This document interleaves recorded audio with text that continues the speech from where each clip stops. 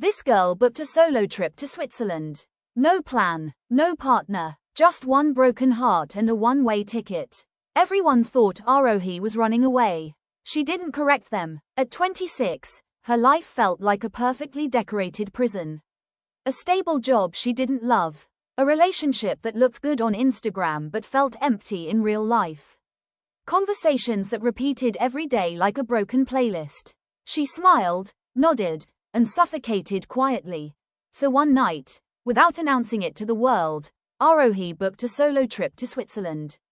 No friends, no boyfriend, no detailed plan, just one backpack, one camera, and a heart that was tired of explaining itself. The plane landed in Zurich, and the cold air slapped her face like a wake-up call. The streets were clean, quiet, and indifferent. Nobody cared who she was or what she had escaped from. For the first time in years, that felt comforting. She checked into a small hostel near the river. The receptionist smiled and asked, "Is this your first time in Switzerland?"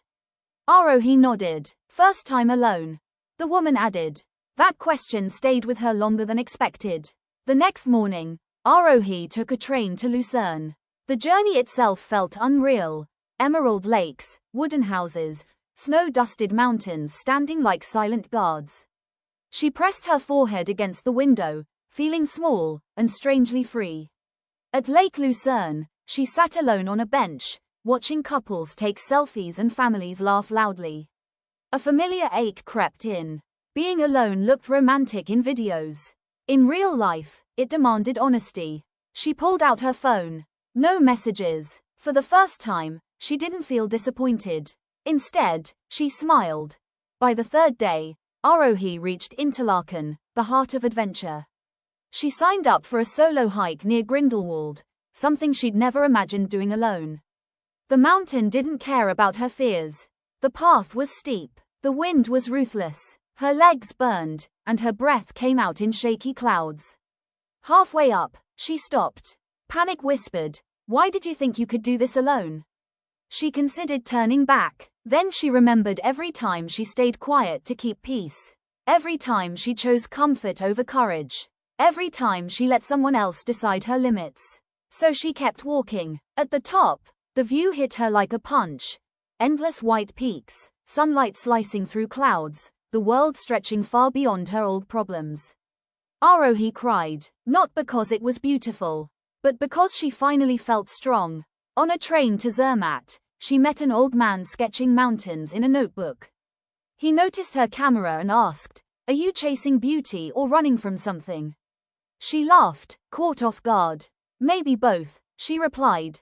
He nodded. "Switzerland does that. It strips you down." They spoke for only 20 minutes. He told her he lost his wife years ago and traveled alone because loneliness is lighter when you accept it. Before getting off, he handed her the sketch, a rough drawing of the Matterhorn. "So you remember this trip wasn't just photos," he said. She never saw him again. One evening in Lauterbrunnen, Arohi missed the last bus. The valley grew quiet, the sky turning violet. Panic rose again. Unfamiliar roads, fading light, no signal. She walked anyway. Every step felt risky, but eventually, lights appeared.